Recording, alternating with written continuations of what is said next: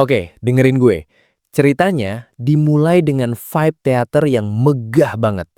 Ada narasi soal perang besar di masa lalu dan pedang-pedang legendaris yang nentuin nasib dunia. Ini tuh setting buat panggung sandiwara Tokyo Blade yang bakal dimainin sama mereka. Nah, abis intro yang panjang itu, kita langsung dikasih lihat adegan puncaknya di panggung. Si Taiki lagi megang Akane yang ceritanya lagi sekarat. Akting mereka dapat banget, sampai bikin merinding lihat ekspresi sedihnya. Terus, balik ke realitas pas lagi latihan. Suasananya agak canggung gitu. Si Kana kelihatan bete banget ngeliat Aquamarine sama Akane yang lagi ngobrol berdua. Malum lah, ada api cemburu di situ. Sementara itu, si Ruby lagi ziarah ke makam ibunya. Dia curhat soal perkembangan grup idol mereka yang udah mulai dapat fans, tapi juga nyeritain soal kakaknya yang sekarang punya pacar settingan. Ruby cerita kalau Aquamarine lagi sibuk banget sama kerjaan barunya ini. Dia nganggap kakaknya itu cowok brengsek karena cuma jadiin cewek sebagai alat buat kerjaan doang. Pedes banget omongannya. Balik ke tempat latihan, Aquamarine lagi baca naskah Tokyo Blade. Ini manga populer banget yang ceritanya soal pertarungan antar tim di Tokyo. Nah, di sini Kana ada di tim musuh yang bakal lawan timnya Aquamarine sama Akane. Terus, si Akane nyoba ngajak ngobrol Aquamarine soal acting, tapi responnya dingin banget. Aquamarine blak-blakan, bilang dia nggak punya gairah di acting, beda sama Akane yang emang cinta mati sama dunia peran. Tapi, sebenarnya Aquamarine punya motif tersembunyi. Dia ikut teater ini bukan buat seni, tapi buat nyari petunjuk soal masa lalu ibunya lewat sutradara teater itu, si Toshiro. Latihan pun dimulai. Para produser lagi ngomongin soal casting kali ini yang isinya bintang semua. Ada persaingan ketat antara aktor teater asli sama aktor luar kayak Kana dan Akane. Gak lama kemudian, giliran Kana unjuk gigi. Dia langsung masuk ke karakter Tsurugi yang galak abis. Dia ngadepin lawan mainnya dengan tatapan yang bener-bener mau ngebunuh. Gokil sih intensitasnya. Lawan mainnya juga nggak mau kalah. Mereka saling adu bacot pakai properti pedang-pedangan. Meskipun cuma latihan, energinya kerasa banget sampai bikin yang nonton ikutan tegang. Nah, pas giliran Akane, dia kena semprot sama sutradara. Katanya akting dia kurang nendang dan terlalu lembek. Si Toshiro minta Akane buat lebih ngegas lagi biar sesuai sama kebutuhan panggung. Akane jadi bingung, soalnya di manga aslinya, karakter dia itu lembut dan gak suka kekerasan. Tapi demi naskah, dia dipaksa buat ngubah kepribadian karakternya jadi pembunuh berdarah dingin. Masuk hari ketiga latihan, mulai kelihatan ada kubu-kubuan di antara pemain. Akane juga nyadar kalau pacar settingannya, si Aquamarine, kayaknya susah banget berbaur sama orang lain karena auranya yang gelap banget. Terus si Akane nyoba manja-manja dikit ke Aquamarine, nyembungin pipi gitu biar diperhatiin. Malah dicuekin abis-abisan sama Aquamarine yang lagi mode serius. Kasian banget dah. Di hari kelima, Akane nyoba acting sesuai arahan sutradara. Dia teriak-teriak bunuh semua gitu, tapi kedengeran maksa banget. Jelas banget dia nggak nyaman meranin karakter yang beda jauh dari aslinya. Akane makin frustasi. Dia sadar kalau karakternya cuma dijadiin alat plot doang dan kehilangan kedalaman emosinya. Sebagai fans besar karya aslinya, dia ngerasa sedih banget ngeliat karakter favoritnya dirusak kayak gitu. Pas banget lagi galau, datang juga nih si penulis naskah teaternya, namanya Goa. Dia kelihatan capek banget, kayak habis begadang seminggu ngerjain revisian. Akane langsung nanya kenapa karakternya diubah drastis. Si Goa ngejelasin kalau durasi panggung itu terbatas, jadi dia harus motong banyak detail dan nyederhanain karakter biar penonton gak bingung. Lagi asik ngobrol, tiba-tiba datang tamu spesial. Ternyata itu Abiko, penulis asli manga Tokyo Blade, bareng sama Yoriko.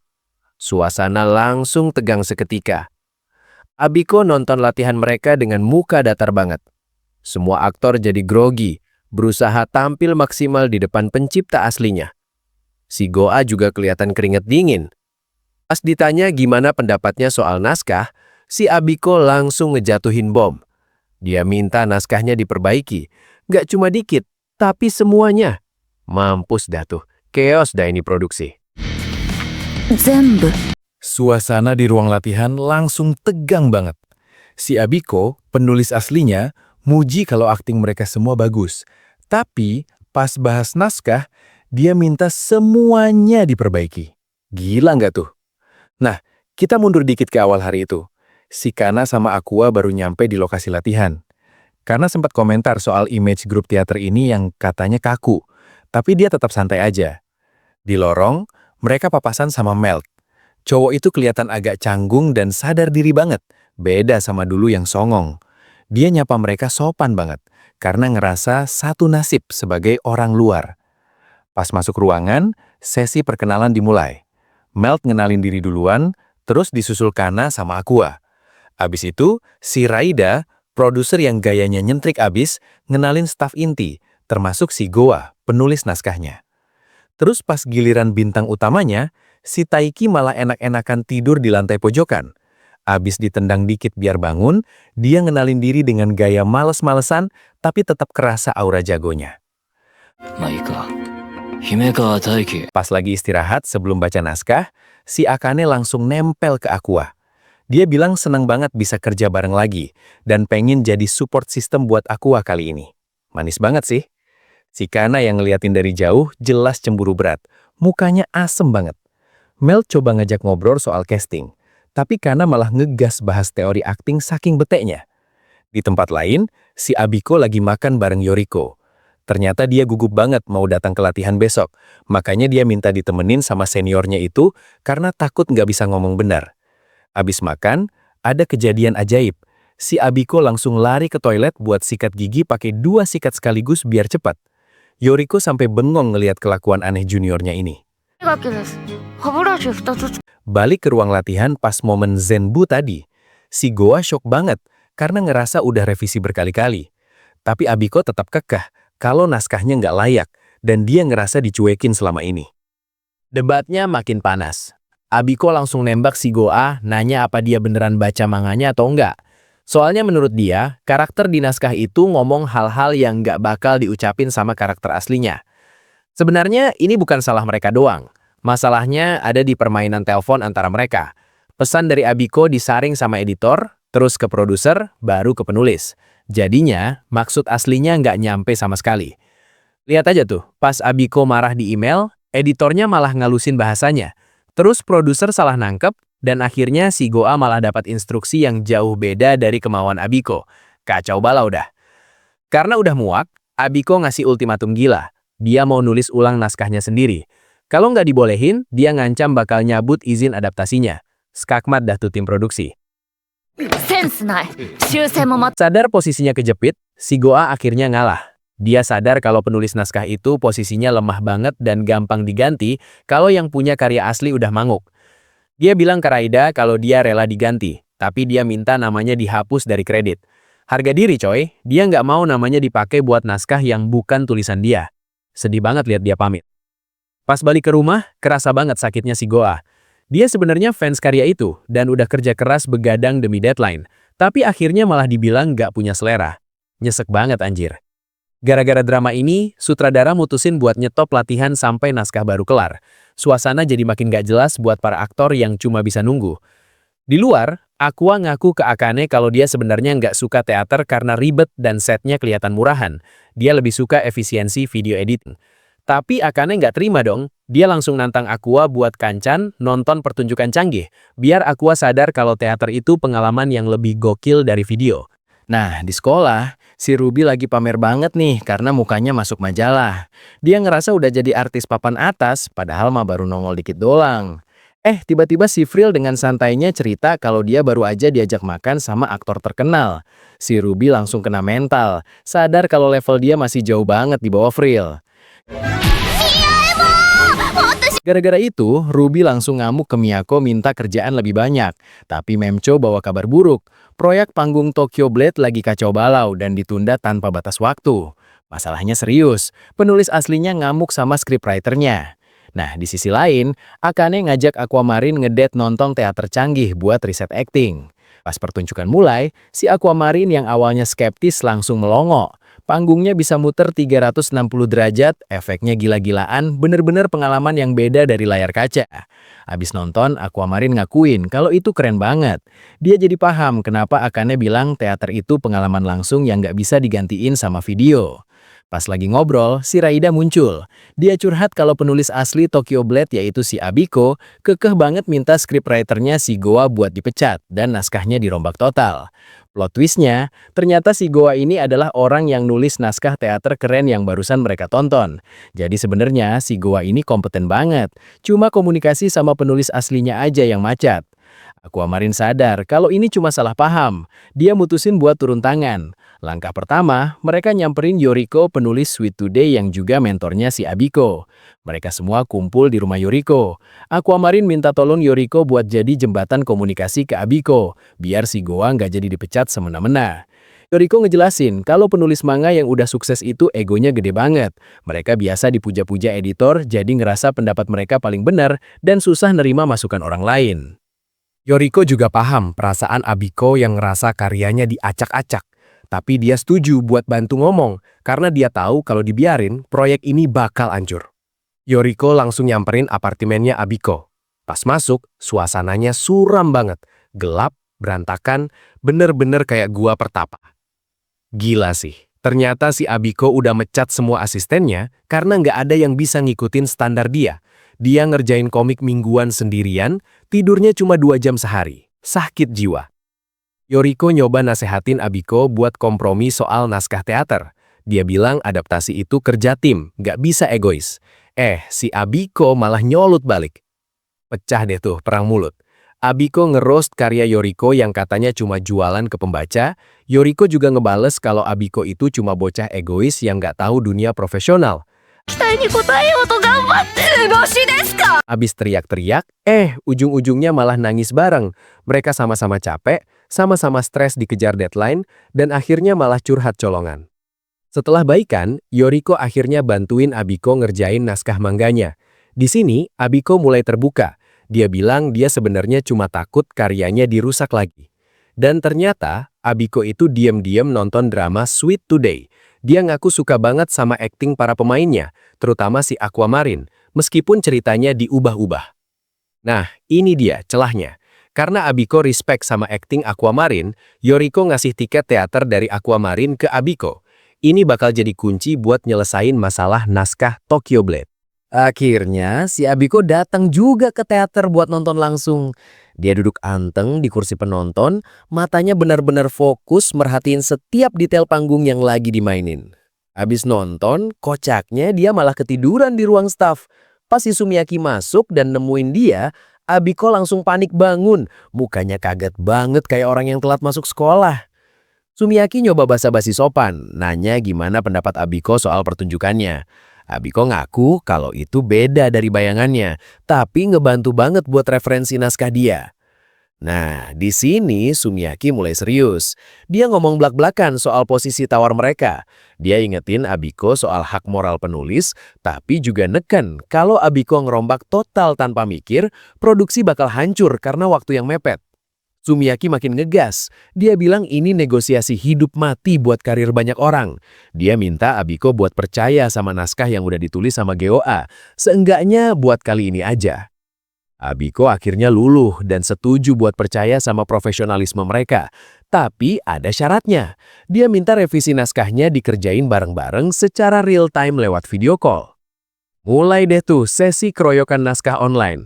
Ada Abiko, GOA, sama Sumiyaki di layar. Awalnya Sumiyaki tegang banget, takut dua penulis ini bakal berantem kayak kucing anjing. Taunya malah sebaliknya. Pas GOA ngasih ide buat ganti dialog pakai aksi panggung, Abiko malah demen banget. Mereka jadi saling saut-sautan ide dan malah asyik sendiri sampai Sumiyaki cuma bisa bengong liatnya. Sesi revisi kelar dengan sukses. Abiko kelihatan puas banget. Sumiyaki lega parah, tapi habis itu dia sadar kalau tantangan sebenarnya baru mulai karena waktu latihan tinggal dikit lagi. Pas naskah revisi dibagiin ke aktor, si Kana langsung ngomel-ngomel. Ternyata naskah barunya minim dialog penjelasan, jadi beban aktingnya berat banget di ekspresi sama gerakan tubuh. Latihan pun dimulai dan bener aja, Aquamarine kesulitan. Pas adegan klimaks bareng Akane, direkturnya langsung nyetop karena ngerasa akting Aquamarine kurang dapat emosinya. Pas lagi istirahat, karena nyamperin Aquamarine buat ngasih ceramah. Dia bilang Aquamarine itu kebiasaan nahan emosi di dunia nyata, makanya pas akting jadi kaku. Karena nyaranin dia buat gali kenangan bahagia, buat emosinya keluar. Aquamarine nyoba nurutin saran itu pas latihan lagi. Dia merem, berusaha keras buat nginget momen-momen happy dalam hidupnya buat dipakai di akting. Tapi, sialnya, yang muncul malah trauma masa lalunya. Bayangan Ai yang mati berdarah-darah langsung ngehantam otaknya bikin dia ngerasa bersalah banget gak bisa nyelamatin ibunya. Gara-gara serangan panik itu, Aquamarine langsung ambruk di lantai sambil sesak napas. Semua orang di situ langsung kaget dan ngerubungin dia. Akane nemenin Aquamarine di ruang istirahat. Dia tahu ini bukan pusing biasa, tapi serangan panik. Aquamarine nolak buat nelpon keluarganya karena nggak mau bikin mereka khawatir. Akhirnya Akane nelpon Taishi buat jemput. Di luar rumah, Taishi cerita ke Akane kalau Aquamarine emang punya PTSD parah dan selama ini cuma pura-pura sembuh. Aquamarine kebangun di kamarnya, tapi pikirannya masih kacau.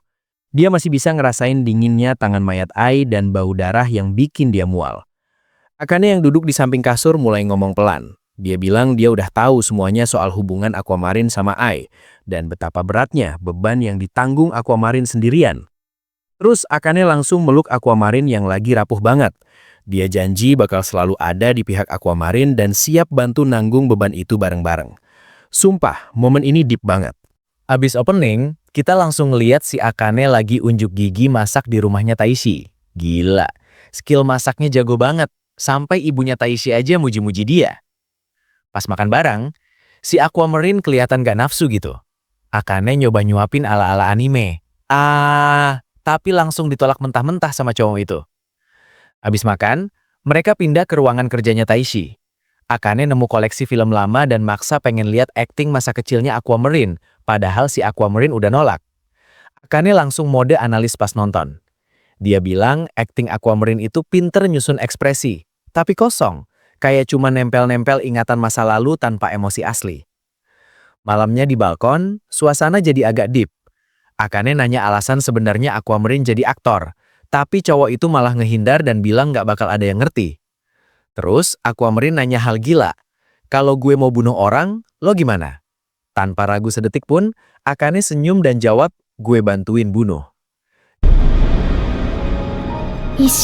Dengar jawaban itu, Aquamarine sadar kalau Akane ini emang sakit, tapi tulus nerima dia. Akane juga bilang dia mau menang lawan Kana dan Taiki. Nggak peduli seberapa kuat mereka. Besoknya, Taishi ngasih naskah baru ke Aquamarine. Dia nantang muridnya buat belajar akting emosional dari nol, biar nggak cuma modal teknik doang. Pindah ke tempat latihan, ada si Melt yang lagi struggle parah sama dialognya. Di belakang, Ruby sama Memcho lagi ngintipin dan bisik-bisik. Melt nyamperin mereka. Si Ruby malah nyerocos curiga kenapa Aquamarine sering pulang malam. Dia nuduh abangnya lagi enak-enak sama Akane tiap hari. Pas lagi ribut, muncul cowok rambut ijo, si Sakuya. Dia langsung so asik godain Memcho minta ID line, bikin suasana jadi awkward banget. Melt nyoba nyelamatin Memcho, tapi malah dihina abis-abisan sama Sakuya.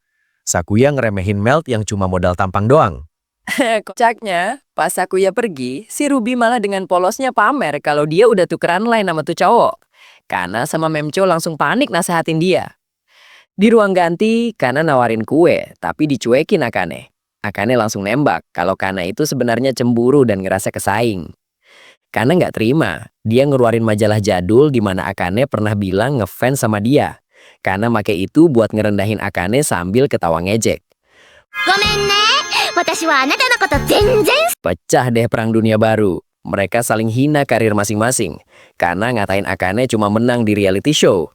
Akane bales karena cuma artis masa lalu yang gak laku. Taiki sama Melt yang nonton dari jauh cuma bisa geleng-geleng kepala. Taiki bilang biarpun mereka kayak anjing sama kucing, itu bakal bikin panggung makin hidup. Kana sumpah bakal ngalahin Akane dan ngehapus gelar mantan artis cilik dia. Akane malah senyum nyeremin, bilang dia udah nunggu momen ini dari lama. Sementara itu, Aquamarine mojok sendirian di gelap. Dia sengaja micu trauma kematian Ai biar bisa dapat emosi yang dia butuhin. Sumpah, ini nyiksa banget liatnya. Hari H pementasan Tokyo Blade akhirnya tiba. Di luar gedung, Abiko kelihatan gugup banget. Untung ada Yoriko yang nenangin Abiko. Si penulis naskah, Goa, juga datang. Dia kelihatan pede banget sama hasil kerjanya. Beda sama Abiko yang masih tremor takut karyanya gagal. Di dalam teater, Ruby kaget lihat Frill duduk di belakang. Frill bilang dia suka ngelihat reaksi penonton dari situ, bikin Ruby makin kagum. Lampu mulai redup, pertunjukan dimulai. Semua karakter udah siap dengan kostum mereka, dan aura persaingan di panggung makin kerasa tegangnya. Gila, panggungnya keren banget, men. Ini ceritanya lagi perang besar gitu di masa lalu, di mana banyak kesatria rebutan pedang sakti buat menguasai negara. Terus, si Aquamarine muncul di panggung. Dia lagi meranin karakter yang aus kekuasaan. Pas dia nemu pedang yang nancap di tanah, tiba-tiba ada yang negur dia. Nah, si Kana Arima langsung nongol dengan gaya songongnya. Dia meranin karakter yang ngejaga pedang itu dan langsung nantang si Aquamarine buat duel. Mereka langsung ribut anjir. Si Kana jelasin kalau pedang itu bisa bikin yang megang jadi raja. Tapi si Aquamarine malah makin nafsu pengen ngambil. Dia langsung nyerang balik dan bikin si Kana kewalahan. Abis kalah, si Kana akhirnya ngakuin kekuatan si Aquamarine. Terus dia jelasin kalau mau jadi raja, mereka harus ngalahin penguasa di wilayah Shinjuku dulu. Pas nyampe Shinjuku, kacau balau. Si Melt Narushima lagi ngehajar abis-abisan musuhnya si Sakuya Kamoshida sampai mental ke tembok. Nggak pakai lama, si Aquamarine langsung maju buat nantang si Melt. Dia nawarin kesepakatan, kalau dia jadi raja, si Melt bakal dijadiin jenderalnya. Masuk babak kedua, suasana makin tegang. Taiki Himekawa muncul dan langsung konfrontasi sama si Aquamarine. Kelihatan banget dia kecewa berat karena ngerasa dikhianatin. Nah, di sini kita lihat isi kepala si Melt. Dia lagi flashback, ngerasa bersalah banget karena dulu dia cuma modal tampang doang, tapi aktingnya hancur parah. Di kursi penonton, si Sumiyaki sama Masaya lagi ngomongin casting. Si Sumiyaki sebenarnya ragu sama kemampuan si Melt, tapi Masaya tetap ngotot milih dia karena ada alasan khusus. Si Melt ngerasa minder banget lihat akting temen-temennya yang level dewa. Dia sadar kalau selama ini orang-orang cuma muji dia karena kasihan atau males ribut. Pas latihan, si Aquamarine ngasih tips ke si Melt. Dia bilang gak usah mikirin teknik macem-macem. Fokus aja curahin semua emosi dia buat 1 menit adegan berantem ini. Balik ke panggang, si Melt abis-abisan ngelawan si Sakuya. Biarpun dia kalah skill, tapi kali ini dia bener-bener pakai perasaan sampai mukanya kelihatan frustasi banget. Dia ingat dulu dia cupu banget pas main drama lain, sampai bikin malu satu tim. Rasa kesal sama diri sendiri itu yang sekarang dia jadiin bahan bakar buat aktingnya. Di panggung, dia digebukin abis-abisan sama si Sakuya. Tapi si Melt gak nyerah, dia bangun lagi dan lagi, bikin penonton mulai ngerasain semangatnya. Dia ingat kata-kata Aquamarine, kalau penonton ngeremehin dia, itu justru kesempatan emas buat bikin kejutan. Tiba-tiba, si Melt ngeluarin gerakan gokil. Dia ngehindar terus nyerang balik dengan gaya yang beda banget dari sebelumnya, sampai bikin penonton pada kaget semua. Dia tahu dia nggak sejenius yang lain, tapi dia punya tim yang dukung dia. Dia pengen ninggalin jejak di panggung ini, seenggaknya buat 1 momen ini doang. Sambil teriak, dia nebas pedangnya sekuat tenaga. Itu bukan cuma akting lagi, itu beneran luapan emosi dia yang selama ini dipendem. Gila sih, akhirnya pedang musuhnya patah gara-gara saking kerasnya benturan itu. Si Melt langsung teriak puas banget. Gua nggak bakal kalah, dan satu gedung langsung merinding liatnya. Nah, masuk ke panggung, si Kana bener-bener ngegas banget. Dia ngeluarin adlib gila soal Shibuya Cluster sambil masang muka sadis, bikin lawan mainnya sempat kaget. Tapi si Kana nggak peduli, dia malah makin nyolot dan nantang semua orang. Dia teriak lantang banget kalau dia bakal ngebantai semua musuhnya tanpa ampun. Orang-orang di belakang panggung sampai bengong lihat improvisasi itu. Tapi untungnya, si Aqua pinter banget. Dia langsung bisa nyambungin dialognya biar nggak awkward. Lihat deh senyumnya si Kana. Dia ngerasa di atas angin banget. Si Aqua sendiri ngerasa aman banget main sama dia. Kayak ada jaminan kalau Kana bakal nangkep semua umpan aktingnya. Terus si Aqua mulai ngatur strategi sama si Taiki. Mereka sadar kalau musuh di depan mata ini bukan kroco sembarangan. Jadi nggak bisa asal maju doang. Tiba-tiba, suasananya berubah drastis pas si Akane muncul. Gila, dia nggak ngomong sepatah kata pun. Cuma diem doang, tapi auranya sebagai putri iblis itu bener-bener ngecek satu ruangan. Gak pakai lama, pertempuran pecah. Pasukan mereka langsung tubrukan. Si Melt kelihatan semangat banget. Dia langsung nyari lawan yang sepadan buat nguji kekuatannya. Si Aqua sempat ngeremehin Melt, bilang kalau dia lemah. Tapi si Melt malah nyengir, bilang kalau dia emang lemah, jadi dia bakal berjuang mati-matian buat temen-temennya. Di sisi lain, si Kana akhirnya ketemu langsung sama Akane. Ini momen yang ditunggu-tunggu. Si Kana langsung nodongin pedangnya dan nantang duel 1 lawan 1. Si Akane ngatap Kana dingin banget, seolah-olah Kana itu cuma serangga. Dia ngejek Kana soal darah campuran, bikin si Kana makin panas dan siap nebas kepalanya. Nah, pas lihat Kana di depannya, si Akane jadi ingat masa lalunya. Dulu tuh pas masih bocil, dia ngefans banget sama Kana, sampai anggap si Kana itu matahari yang bersinar terang banget. Tapi pas mereka ketemu di audisi waktu kecil, si Kana malah ngomong sinis banget. Dia bilang audisi itu cuma formalitas dan pemenangnya udah ditentuin dari awal. Kata-kata Kana itu bikin hati Akane hancur. Kana bilang akting bagus itu nggak penting, yang penting cuma duit dan popularitas. Itu ngerusak banget image idola di mata Akane. Tapi abis itu, Akane sadar, sebenarnya Kana ngomong gitu karena dia takut. Dia cuma anak kecil yang ditekan sama orang dewasa buat jadi mesin pencetak uang. Balik ke panggung sekarang, Akane sadar kalau Kana yang sekarang tuh nahan diri. Dia main aman biar orang lain yang nonjol. Dan Akane benci banget lihat idolanya jadi lembek gitu. Saking keselnya, Akane mutusin buat nggak main aman lagi. Dia mau Kana yang egois dan bersinar kayak dulu, bukan yang pasrah gini. Dia teriak dalam hati, jangan nyesuain diri sama orang lain. Gila, Akane langsung ngeluarin acting level dewa. Visualnya meledak banget, kelopak bunga di mana-mana, matanya nyinar tajam banget. Dia benar-benar mau ngancurin mental Kana biar taringnya keluar.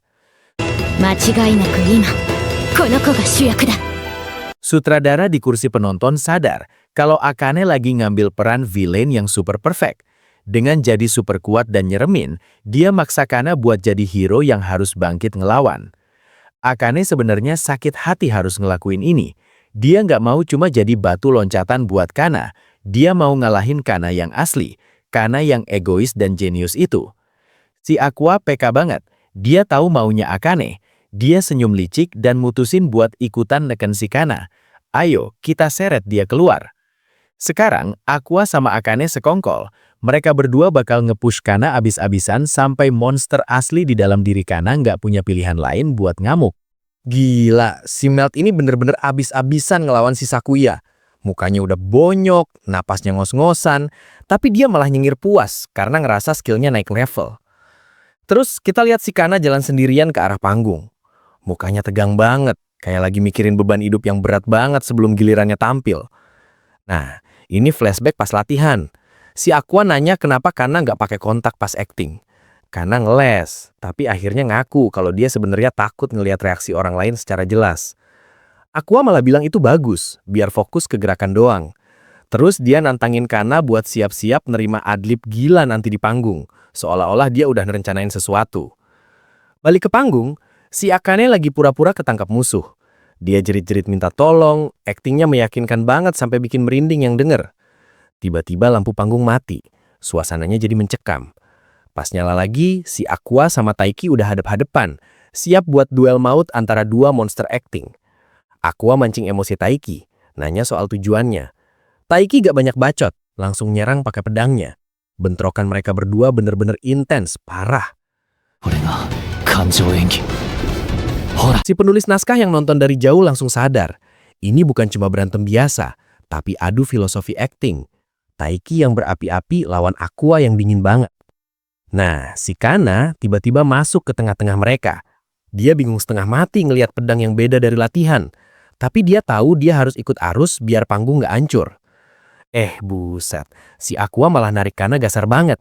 Dia bisikin sesuatu yang bikin Kana kaget, terus pura-pura ngelindungin Kana sambil ngerendahin dia di depan musuh. Gak mau kalah, Taiki ikutan manas-manasin. Dia ngejek Kana lemah, bikin Kana makin kegencet di antara dua orang gila ini yang maksa dia buat ngeluarin taringnya. Di otaknya Kana, memori masa lalu langsung muter. Dia ingat gimana dulu ibunya manfaatin dia dan gimana dia harus nahan egonya biar tetap laku di dunia hiburan yang kejam. Sedih banget sih ini. Dia ingat kata-kata sutradara dulu yang bikin dia sadar kalau dia bukan jenius. Makanya dia belajar jadi artis yang gampang diatur biar nggak dibuang. Tapi pas ngeliat Aqua sama yang lain akting gila-gilaan, Kana mulai goyah. Aqua seolah ngasih sinyal, udahlah keluarin aja aslinya lo, jangan nahan diri lagi. Akhirnya pecah juga, karena udah nggak tahan lagi. Dia teriak dalam hati, gue ini Harima Kana woi. Matanya langsung nyala, auranya berubah total jadi bintang utama yang silau banget. Si Akane yang lihat itu langsung senyum puas. Inilah Kana yang dia tunggu-tunggu, saingan sebenarnya yang pengen dia kalahin di panggung ini. Pertarungan makin keos. Mereka semua ngeluarin jurus pamungkas. Sampai akhirnya si Akane kena tebas dan jatuh dramatis banget. Akting matinya juara. Abis Akane mati, suasananya jadi hening parah. Taiki ngeratapin mayatnya, sementara Aqua cuma berdiri dingin kayak pembunuh berdarah dingin yang gak punya hati. Terus kita dikasih lihat sisi gelapnya Aqua lewat flashback sama sutradara Gotanda. Ternyata selama ini dia menderita banget. Tiap kali akting emosional, dia ingat kematian ibunya Ai. Gotanda sadar kalau itu trigger panic attack-nya Aqua. Rasa bersalah karena nikmatin akting bikin Aqua makin hancur, seolah dia ngekhianati ibunya sendiri. Tapi akhirnya, Aqua mutusin buat nerima nasib itu. Dia nggak perlu nikmatin akting, dia cuma perlu pakai rasa sakit itu buat balas dendam. Tatapan matanya, gila. Kosong, tapi nyeremin banget. Cerita dimulai dari ingatan masa lalu nih. Lihat deh, si Ai lagi gendong Ruby kecil sambil jalan sama Aquamarine kecil di lorong bioskop. Di sini Ai muji aktingnya si Aquamarine yang katanya nyeremin tapi bagus banget. Balik ke panggung teater masa kini, suasananya makin panas. Si Melt yang jadi Kizami lagi duel sengit banget lawan Taiki yang jadi Blade. Pedang mereka adu hantam gila-gilaan sampai percikannya kemana-mana.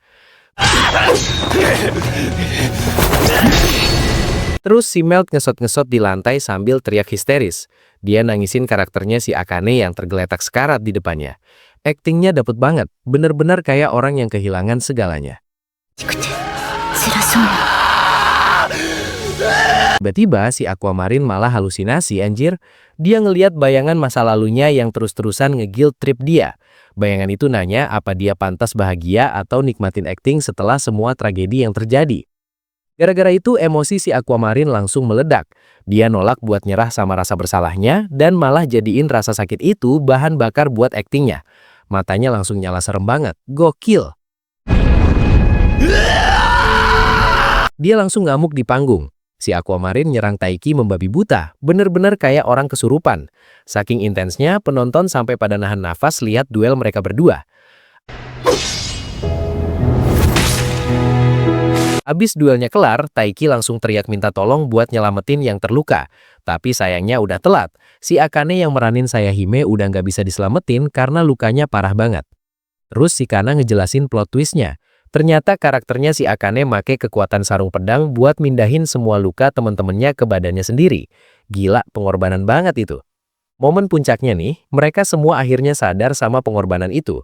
Si Kana sama Taiki langsung ngeluarin jurus terakhir mereka sambil teriak penuh emosi buat ngorbatin kematian Sayahime.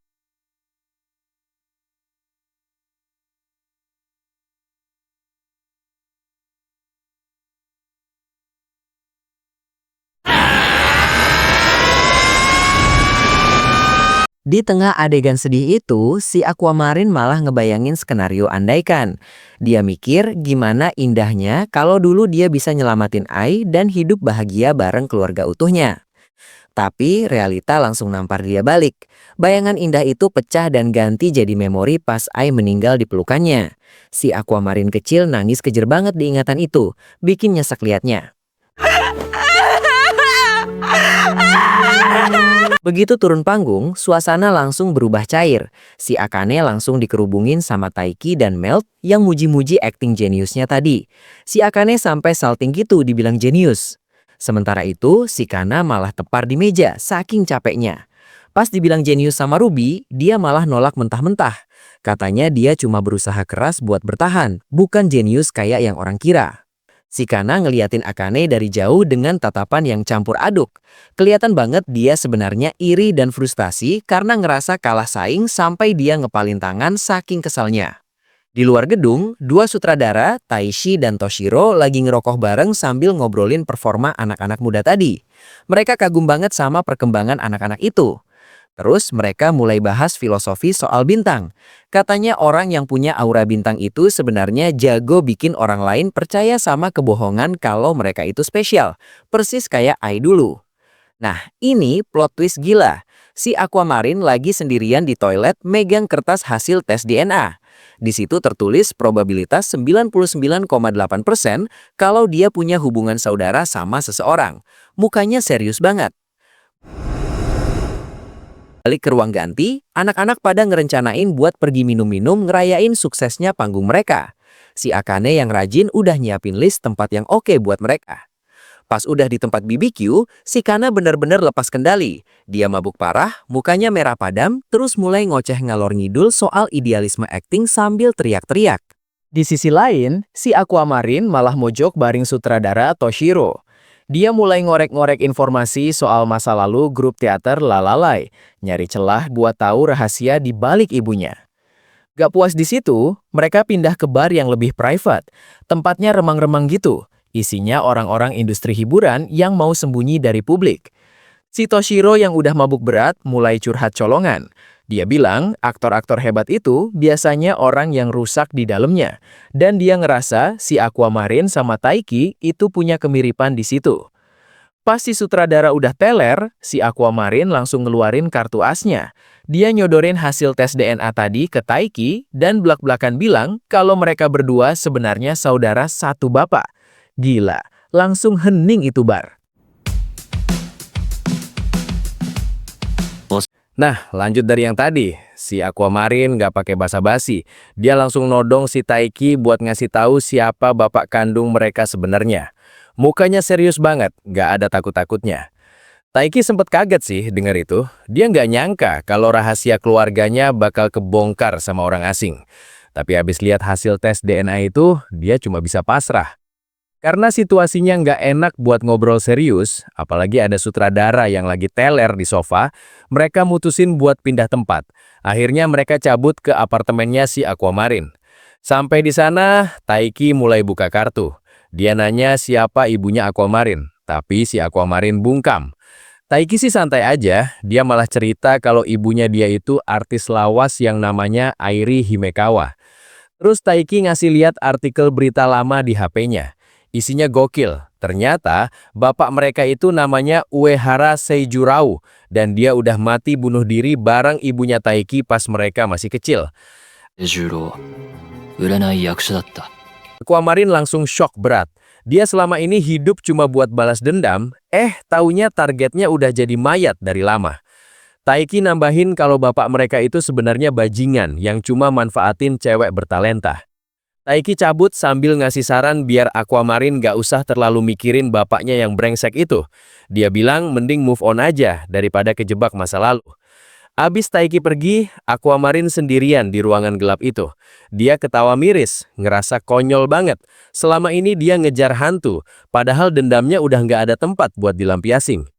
Besok paginya, suasana langsung chaos. Si Ruby baru bangun tidur, papasan sama Taiki yang baru keluar dari kamar mandi. Dia langsung histeris, nuduh kakaknya bawa cowok nginep sembarangan. Pas udah sendirian lagi, Aquamarine ngerasain sesuatu yang beda. Beban berat di pundaknya kayak hilang aja gitu. Mata dia yang biasanya gelap penuh dendam, sekarang balik jadi mata anak muda biasa. Dia mandangin langit biru yang cerah banget, terus lihat foto keluarga lamanya. Kayaknya dia mulai mikir, mungkin sekarang saatnya dia hidup normal dan ngejar kebahagiaan sendiri. Gak lama kemudian, kita pindah ke markas Bikomachi. Si Memcho lagi presentasi strategi medsos. Dia ngegas banget bilang kalau channel mereka butuh gebrakan biar subscribernya naik drastis. Memcho ngusulin bikin konten room tour, tapi si Kana langsung nolak mentah-mentah. Dia gengsi banget kalau privasinya diumbar-umbar ke publik, apalagi kamarnya. Terus Kana malah pamer barang-barang brandednya. Tas mahal lah, PC gaming lah. Memcho langsung nyindir kalau itu semua bisa jadi konten buat balik modal. Tapi Kana tetap keras kepala. Malamnya, Ruby lagi galau di kamarnya. Dia mandangin poster ibunya, Ai, sambil mikirin rahasia kelahirannya. Dia bingung apa dia harus terus nyembunyiin identitasnya atau enggak. Balik ke rapat strategi, akhirnya mereka mutusin buat bikin video klip aja. Memcho bilang ini cara paling ampuh buat naikin pamor idol group kayak mereka. Nah, lokasinya nggak main-main. Mereka bakal syuting di Miyazaki. Ruby langsung girang banget denger itu, soalnya sekalian bisa jalan-jalan gratis. Tapi ada masalah gede. Miyako, manajer mereka, ngaku kalau lagu barunya belum jadi. Padahal yang bikin itu komposer terkenal, si Himura. Tapi orangnya lagi macet ide parah. Ruby langsung ngegas. Dia bilang waktu mereka sebagai idol itu terbatas. Gak bisa nunggu-nunggu. Dia maksa Miyako buat neken si komposer biar cepet kelar. Di sisi lain, si Himura emang lagi kacau. Dia di studio cuma makan mie instan sambil bengong. Dia ngerasa udah kehilangan passion buat bikin lagu. Bener-bener buntu. Tiba-tiba HP-nya bunyi. Ada pesan video dari Miyako. Pas dibuka, isinya video Ruby yang lagi ngomong langsung ke kamera buat nyemangatin dia. Di video itu, Ruby cerita kalau dia ngefans banget sama lagu lama ciptaan Himura. Dia bahkan udah hafal koreografinya dari kecil. Dengar itu, mata si Himura langsung melek. Kata-kata tulus dari Ruby sukses ngebakar semangatnya lagi. Himura langsung buang rasa malesnya, ikat rambut, dan mulai nulis lagu itu secepat kilat. Gila, instan banget berubahnya. Nah, habis itu, Aquamarine ngajakin Kana buat pergi ke Miyazaki. Si Kana sih pura-pura cool, padahal dalam hati seneng banget tuh diajak jalan berdua. Terus si Kana malah sok-sokan nawarin diri buat nemenin Aqua beli koper. Alibinya sih karena dia veteran syuting luar kota, padahal mah modus biar bisa ngedate. Sampai rumah, si Kana langsung heboh sendiri milih baju. Dia bingung mau pakai gaya yang imut, seksi, atau casual. Ribet banget dah cewek kalau mau ketemuan sama gebetan. Gara-gara kelamaan dandan, dia malah telat parah. Si Kana langsung panik lari-larian ke stasiun sambil takut diamuk sama Aqua. Pas nyampe kafe, ternyata si Aquamarine santai banget lagi baca buku. Kana yang ngos-ngosan langsung minta maaf sambil ngasih alasan klise soal macet. Padahal mah bohong. Gokilnya, si Aquamarine malah udah pesenin latte panas buat Kana karena di luar dingin. Sumpah, perlakuan manis gini nih yang bikin si Kana makin baper. Pas mau bayar, Aquamarine langsung nyamber bilnya. Dia bilang cowok yang harus bayar. Si Kana sampai bengong, padahal dia udah siapin duit buat traktir sebagai ganti rugi telat. Habis itu mereka lanjut ke toko koper. Aqua nyuruh Kana milihin warna. Dan pas Kana nunjuk warna putih, Aqua langsung setuju aja tanpa babi-babu. Nurut banget nih cowok. Keluar dari toko, Aquamarine langsung bawain koper barunya Kana. Si Kana mukanya udah merah banget, salting parah diperlakuin kayak tuan putri gitu. Gak cuma itu, Aquamarine ternyata udah reservasi restoran mewah buat makan malam. Kana kaget banget karena Aqua tahu makanan kesukaannya dan udah ngatur semuanya dengan rapi. Sambil makan, Kana mulai curiga dan nanya kok Aqua jago banget ngeladenin cewek. Aqua sih ngeles bilang itu cuma kekuatan duit, tapi Kana nggak percaya. Terus suasananya jadi agak serius. Aqua curhat dikit kalau dulu dia mikir nggak pantas buat pacaran. Tapi sekarang dia ngerasa udah waktunya buat nyari kebahagiaan sendiri. Pas pulang, Aqua manggilin taksi buat Kana. Nah, si Kana malah kecewa berat. Dia ngarep diajak ke hotel atau gimana gitu. Malah disuruh pulang. Halu banget nih anak. Besoknya, giliran Akane yang jalan sama Aqua. Tapi beda banget vibes-nya. Aqua dingin banget pas Akane lagi asik foto-foto makanan. Ternyata, Aqua lagi mikirin berita soal bapak kandungnya yang udah mati bunuh diri bareng selingkuhannya. Karena target balas dendamnya udah mati, dia ngerasa nggak perlu manfaatin Akane lagi. Pas lagi jalan di jembatan penyeberangan, Aqua mulai ngomong serius. Dia bilang hubungan mereka itu cuma settingan acara TV dan nggak nyata, seolah mau mutusin hubungan gitu. Tapi, Akane malah senyum sedih. Dia bilang dia tahu kok kalau dia cuma dimanfaatin. Terus tiba-tiba dia meluk Aqua erat banget, bilang kalau dia nerima semua sisi gelapnya Aqua.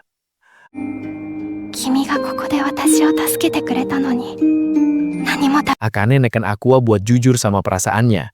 Dia tahu Aqua sebenarnya nggak mau sendirian. Gila sih, Akane ini peka banget. Dia bener-bener paham isi kepalanya Aqua. Akhirnya, Aqua jujur. Dia cerita kalau dia udah tes DNA ke ratusan orang di industri hiburan dan nemuin kalau bapaknya itu udah mati bunuh diri. Jadi dendamnya udah kelar. Dengar itu, mata Akane berubah tajam. Kayaknya dia nyadar ada yang janggal sama kesimpulan Aqua. Ada celah yang Aqua lewatin. Tapi dia milih diem biar Aqua bisa tenang. Sin pindah ke makam. Aqua lagi ziarah ke makam ibunya, terus Ruby datang nyusul. Ruby bilang kalau Aqua kelihatan lebih cerah sekarang, kayak beban hidupnya udah hilang. Pas mereka lagi ngobrol, ada burung gagak lewat. Di mata burung itu ada pantulan cewek misterius berambut putih yang lagi ngawasin mereka. Sumpah, merinding. Siapa tuh cewek? Cerita dibuka sama flashback yang bikin nyesek banget. Si Goro lagi nemenin Sarina di atap rumah sakit. Suasananya adem tapi sedih banget. Mereka ngobrolin soal kehidupan yang gak adil buat Sarina. Balik ke masa sekarang, anak-anak Bikomachi lagi dengerin demo lagu baru mereka. Si Ruby girang banget, tapi Kana langsung skeptis karena lagunya susah banget buat dinyanyiin. Biasalah, si Kana kan perfeksionis. Terus Memcho nelpon temennya, si Monemone, buat ngurusin syuting MV. Si Monemone ini ngusulin buat syuting di Miyazaki, kampung halamannya biar sekalian liburan gitu deh. Pas nyampe bandara, suasananya langsung awkward parah. Si Kana kaget banget lihat Akane ikut rombongan. Mukanya langsung asem, cemburu berat dia lihat saingannya ada di situ. Tapi twist nih, si Ruby malah nempel banget sama Akane. Dia sampai manggil Akane kakak dan minta izin manggil gitu terus. Si Kana makin panas dingin liatnya. Kasian banget anjir. Nyampe di Miyazaki, mereka disambut sama Monemone. Cewek ini gayanya nyentrik abis, pakai kacamata ungu. Dia jelasin kalau tempat ini tuh power spot buat artis, makanya cocok buat syuting. Nah, si Aquamarine malah misah sama rombongan. Dia ngajak Akane ke rumah sakit. Akane yang PK langsung sadar kalau Aquamarine lagi nyari jejak masa lalunya di situ. Di resepsionis, Aquamarine nanya soal dokter Goro Amamiya, tapi jawabannya bikin dia makin suram. Katanya si dokter udah ngilang tanpa kabar bebelasan tahun lalu. Mukanya Aquamarine langsung gelap banget. Abis itu mereka jalan ke hutan. Aquamarine mulai ngomong hal yang ngeri. Dia nanya ke Akane soal kemungkinan nemuin mayat yang udah 15 tahun hilang. Akane langsung ngeh kalau cowok ini lagi nyari jasad seseorang. Mereka mampir ke rumah tua bekas tempat tinggal Goro. Di sini Aquamarine curhat soal masa lalu Goro yang kelam. Ibunya meninggal pas ngelahirin dia. Suasananya jadi heavy banget. Flashback lagi nih. Kita lihat Goro lagi nenangin Sarina yang nangis karena ortunya nggak pernah jenguk. Sumpah, sedih banget lihat Sarina yang kesepian gitu. Terus, Sarina ngasih gantungan kunci Aihoshino ke Goro sebagai tanda terima kasih. Momen ini manis banget, tapi bikin nyesek karena kita tahu nasib mereka berdua gimana. Balik ke hutan, ada gagak yang lagi nangkring di dahan. Di mata gagak itu ada pantulan cewek misterius berambut putih, si Sukuyami, yang lagi ngawasin mereka diam-diam. Merinding anjir. Besoknya syuting MV dimulai. Monemone ngarahin gaya yang agak grafir gitu. Bikin Kana agak risih, tapi tetap profesional. Akane sama Ruby nontonin dari pinggir sambil kagum. Pas break, Akane benerin baju Kana yang berantakan. Kana gengsi banget, padahal dalam hati seneng diperhatiin. Interaksi mereka tuh lucu, kayak kucing sama anjing. Lanjut syuting lagi, Kana tampil totalitas banget. Akane yang lihat dari monitor langsung muji abis-abisan. Dia sadar kalau Kana tuh punya aura bintang yang gila. Aquamarine ngeliatin Kana dengan tatapan dalam. Dia sadar kalau Kana tuh rapuh dan gampang kena skandal kalau salah langkah. Dia bertekad buat ngelindungin Kana dari sisi gelap industri hiburan. Malamnya pas lagi jalan, tiba-tiba ada gagak nyamber dan nyuri gantungan kunci punya Ruby. Itu gantungan kunci peninggalan Goro, barang paling berharga buat dia. Ruby langsung panik dan ngejar gagak itu ke dalam hutan. Akane ikut ngejar karena takut Ruby kenapa-napa. Mereka lari sampai ngos-ngosan masuk ke area yang gelap banget. Pengejaran itu nuntun mereka ke sebuah goa kecil di balik semak-semak. Suasananya mistis parah, dan gagak itu nangkring di atas gerbang goa seolah-olah nungguin mereka. Akane nemuin sesuatu di tanah. Pas disenterin, ternyata itu mayat yang udah jadi tulang belulang. Akane langsung nyuruh Ruby jangan lihat, tapi telat. Ruby ngeliat kartu identitas di jas mayat itu. Tulisannya Amamiya Goro. Detik itu juga dunia Ruby runtuh. Dia sadar kalau dokter yang dia cari selama ini udah mati di situ. Flashback janji mereka muter di kepala Ruby. Dia nangis kejer dan matanya berubah jadi gelap banget. Bintang di matanya yang tadinya terang sekarang jadi hitam pekat, nandain dendam yang dalam banget. Gila, suasananya langsung tegang banget. Polisi lagi olah TKP di tengah hutan malam-malam dan bener aja, mereka nemuin mayat yang udah jadi tulang belulang. Dari kartu identitasnya, itu fix mayat si Dr. Gouru. Sementara itu, di penginapan, Miyako panik nyariin Ruby yang gak ada di kamarnya. Karena coba nutupin, bilang kalau Ruby lagi istirahat. Padahal dia sendiri juga gak tahu Ruby kemana. Ternyata Aquamarine lagi berduaan sama Akane di luar. Suasananya suram banget. Si Aqua minta maaf karena ngerasa udah manfaatin Akane buat nemuin mayat itu. Akane nggak terima Aqua ngerasain diri sendiri. Dia langsung ngegas, bilang kalau Aqua nggak salah apa-apa karena dia cuma korban keadaan yang coba bertahan. Tapi Aqua tetap keras kepala. Dia ngaku kalau sebenarnya dia emang sengaja mancing Akane buat nemuin mayat itu, berharap pencariannya selama ini bisa berakhir. Dengar pengakuan itu, Akane bukannya marah, malah senyum tulus banget. Dia sadar kalau Aqua sebenarnya cuma cowok kesepian yang butuh sandaran. Terus dia langsung nenangin Aqua. Nah, abis momen serius itu, tiba-tiba Akane nangis kejer. Dia salah paham, ngira Aqua ngomong jujur barusan karena mau mutusin hubungan mereka. Asli, dia panik banget takut ditinggalin. Lihat Akane nangis gitu, Aqua langsung luluh. Dia ngapus air mata Akane, terus nyium pipinya lembut banget. Dia janji bakal ngelindungin Akane mulai sekarang. Besok paginya, Ruby lagi bengong sendirian di jembatan. Tiba-tiba muncul cewek misterius, si Tsukayami, yang dikelilingi banyak gagak. Bocah ini tahu banget soal masa lalu Ruby.